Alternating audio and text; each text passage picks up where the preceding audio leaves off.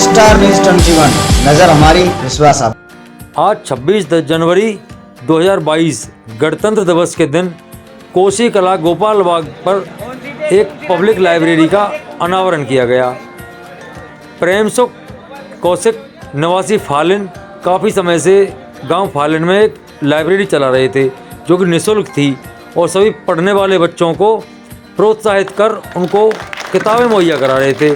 लेकिन गांव में इस लाइब्रेरी का फ़ायदा नहीं उठा पा रहे थे लोग, इसलिए उन्होंने इस लाइब्रेरी को शिफ्ट करके गोपाल बाग पर एक नई जगह पे शिफ्ट किया और वहीं उनका अनावरण किया।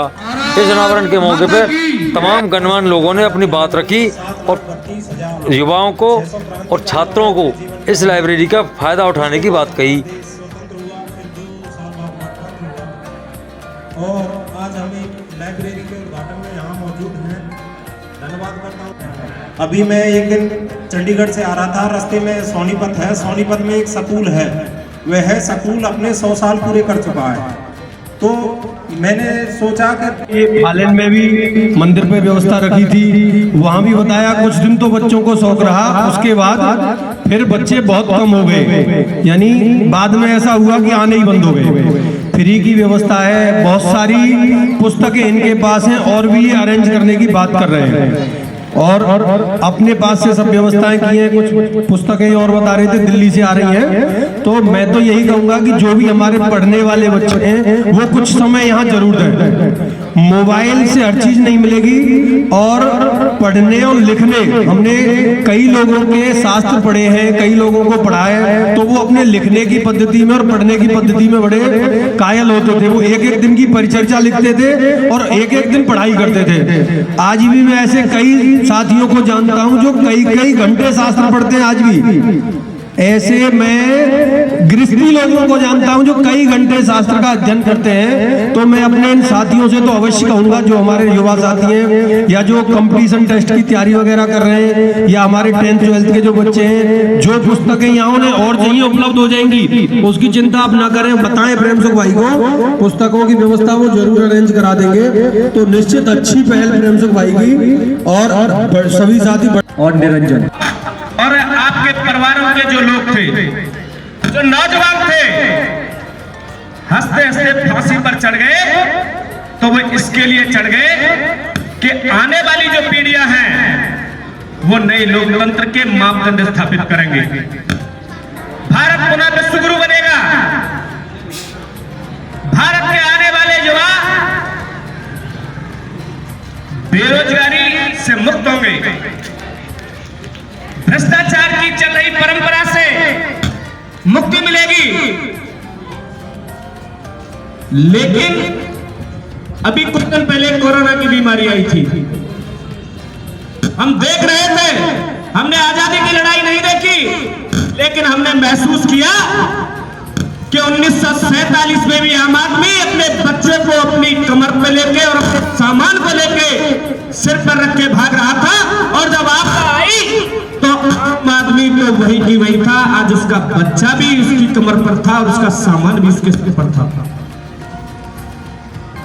जहां आर्थिक व्यवस्था की बात आती है तो एक तरफ धन्ना सेठों की बहुत बड़ी लंबी लाइन बनती जा रही है, एक तरफ हम लगातार एक बेखीन शिक्षा की तरफ बढ़ते जा रहे हैं। उसको ढालने का काम करेंगे जिससे राष्ट्रभक्ति पैदा होगी, और उससे जब राष्ट्रभक्ति पैदा होगी, आज हम देखते हैं इजराइल में कि प्रधानमंत्री और राष्ट्रपति का बच्चा भी पहले सैनिक शिक्षा लेता है, उसके बाद दूसरे काम में लगता है। और हमारे यहां पर यह स्थिति है कि जहां कुर्बानी की बात हो तो वहां हमारे और आपके भाई, हमारे और आपके पीढ़ियां केवल कुर्बानी का काम करती है। और नेता किसी भी पार्टी का हो, कोई भी राजनीतिक पार्टी हो, वो केवल हमें लगातार ठगने का काम करती है। क्योंकि आजादी के 7 दशक के बाद भी मैं थोड़ा सा समय 2 मिनट ज्यादा ले रहा हूं कोई बात नहीं, क्योंकि आज ये उत्सव है, माइक डिस्टर्बेंस कर। हम लोगों की जिम्मेदारी है। आज लगातार विभिन्न पार्टियां हमें राजनीतिक विद्वेष में धकेल देती हैं। आज विभिन्न पार्टियों के लोग, जब शिक्षा की बात होनी चाहिए, जब रोजगार की बात होनी चाहिए, आम आदमी को क्या चाहिए? आम आदमी को सार्वजनिक रूप से जो शिक्षा का क्षेत्र है, आज देखिए आप प्राइमरी विद्यालयों की कंडीशन देखिए, जिसमें आम आदमी का, किसान का, मजदूर का, गरीब का बच्चा पढ़ता है। पूरी तरह से उत्तर प्रदेश बोर्ड, राजनीतिक नहीं कह रहा हूं, लेकिन ये साफ बाबे ये मील के पत्थर हैं, ये नींव के पत्थर हैं। अगर इनकी चर्चा आज नहीं होगी तो ये देश आगे नहीं बढ़ेगा। केवल कटोरा बोर्ड हो गया है उत्तर प्रदेश, और इसके लिए कोई एक पार्टी जिम्मेदार नहीं है, कोई एक नेता जिम्मेदार नहीं है, सारे नेता जिम्मेदार हैं। जब सार्वजनिक रूप से हॉस्पिटलों की बात आती है तो गरीब आदमी को या तो मरना पड़ता है या अपना कुछ बेचना पड़ता है, तीसरा उसके कुछ होता नहीं है। आजादी के 7 दशक के बाद ये जो आज पुस्तकालय, एक विषय आता है कि जिस समय मुगलों का आक्रमण हुआ था, हमारे यहाँ बहुत बड़ा नालंदा में विश्वविद्यालय था, बहुत बड़ा पुस्तकालय था। उसमें इतिहासकार बताते हैं 2 साल से ज्यादा उसमें आग लगी थी, पूरी पुस्तकें पजार दी थी। तो मैं पुनः अपने बड़े भाई को बधाई देते हुए और सभी को बहुत बहुत शुभकामनाएं देते हुए अपनी बाड़ी को विराम देता हूं। जय हिंद, जय भारत। निर्धारित नहीं होता, पहले अचानक ही होता है। ये बहुत अच्छा हुआ कि हम यहाँ से निकल रहे थे तो हमें आपके दर्शन करने का सौभाग्य मिला। बहुत बड़ी खुशी ये है कि जो व्यवस्था हमारे यहाँ से लुप्त होती जा रही है, आज घर में हमारी कॉलोनी में जो प्रयास हो रहा है, हम उसके लिए अपने भाई को बहुत बहुत धन्यवाद देते हैं। क्योंकि हमें मानव होने का जो बोध कराती है, हमारी जो मानवता सिखाती है, वो हमें हमारी किताबें सिखाती हैं। हमें हमारे जीवन का ये एहसास होता है कि हमें जिंदगी में क्या करना चाहिए, कैसे जीना चाहिए, कैसे रहना चाहिए। हमारे जो पूर्वजों का जो अनुभव होता है, हमें सब किताबों से मिलता है। हमारे देश पर जितने आक्रमण हुए, जब जब आक्रमण हुए तो हमारे किताबों पर, हमारी शिक्षा पर हमला हुआ। लॉर्ड मैकाले जब आजादी की लड़ाई लड़ रहे थे, हिंदुस्तान आजादी की तरफ अपने कदम बढ़ा चुका था, तो अंग्रेज संसद में जाकर के लॉर्ड मैकाले ने एक भाषण दिया था, अपना विचार रखा था। और दुर्भाग्य से वो दोनों ही बच्चे मूक हैं, गूंगे बहरे हैं। और ज़्यादा करीबी से मैं इसलिए जानता हूँ क्योंकि मैं जयपुर में रहता था और उन्होंने जयपुर में भी पढ़ाई की थी। अभी जो नवंबर गया है, इस नवंबर में उन्होंने राज्य स्तरीय लेवल पर पैरा रेसलिंग जो अपाहिजों के लिए होती है कुश्ती, उसमें स्टेट लेवल पे गोल्ड मेडल जीता है। मैं सभी से रिक्वेस्ट करूंगा, जोरदार तालियों से ताली बंद नहीं होनी चाहिए। हमारे भाई साहब धर्मवीर और निरंजन दोनों भाइयों के लिए ताली बजाएं।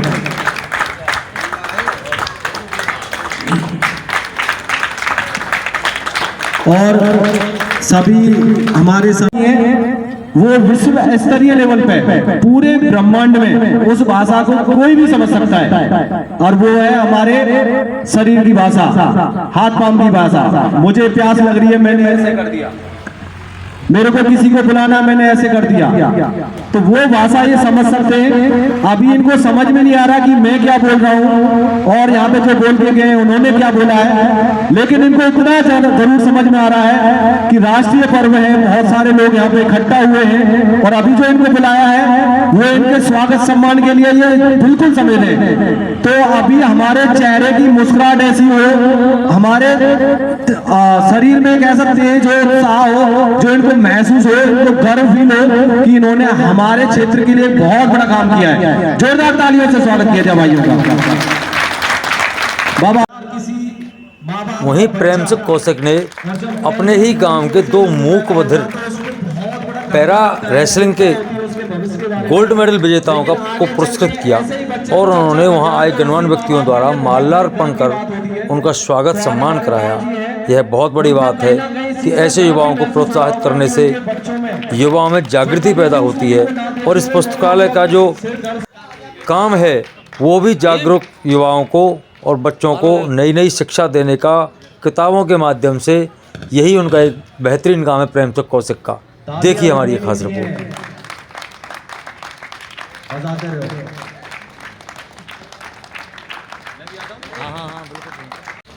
प्रधान जी,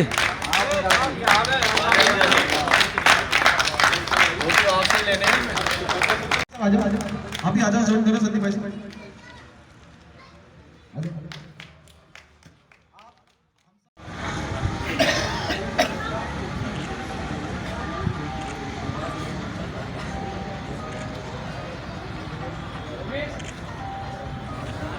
बहुत बहुत धन्यवाद सभी का।